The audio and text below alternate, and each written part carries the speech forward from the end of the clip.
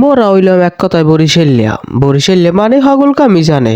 মোর আবার রান্না বাড়া সম্পর্কে আইডিয়া একটু বেশি। মারদারে 3 মাসে কোর্স করে আন্ডা বাজার চাজাল টাউনে মেডেল পুরস্কার পাইছি। আপু আবার আজকে বাসায় নাই, ভাইয়াই কই গেছে 2টা ডিম রানতে, আর নাইল গুলো না খাই থাকা লাগবে। তা না খাই থাকার পাবলিক কি মোরা? মুই আবার মনে মন টার্গেট লইলাম 2টা আন্ডা বোন হরে থমু। হেয়ার পিন্ডে আবার যাই জোগাড় হরতে আসি। পেঁয়াজ আলু কুচাইয়া হালকার উপরে বাড়িতে লইতে আসি। হলদি মরিচ পেঁয়াজ রসুন আদা বাড়া পাঁচফোড়ন ফোড়ন যে আছে ঘরের মধ্যে সব কাঁচাই কুচি এনে দিলাম। হেয়ার পর মোর সালনে স্বাদ হইবে না হইবে কার তাই মুখলিসের মাইয়া জান্নাতের সালনে স্বাদ হইবে। একুলে আবার দেখতে আসি পেঁয়াজের কালা বুন হইতে আছে। স্যাত করে গত পরি পানি ঢাইলে ঘোড়া দিলাম। মুই আবার ফুটন্ত তেলের মধ্যে কাঁচা আলুগুলো দিয়ে দিলাম আগে বাকি হেজ দেওয়ার লইয়া। আলুগুলোর লাড়া সারা দিয়ে মশলাগুলো সুন্দর করে আলুর গায়ে লাগাই লইলাম। হেয়ার পরে এক ঠিলা পানি এনে করের মধ্যে ঢাইলে দিলাম।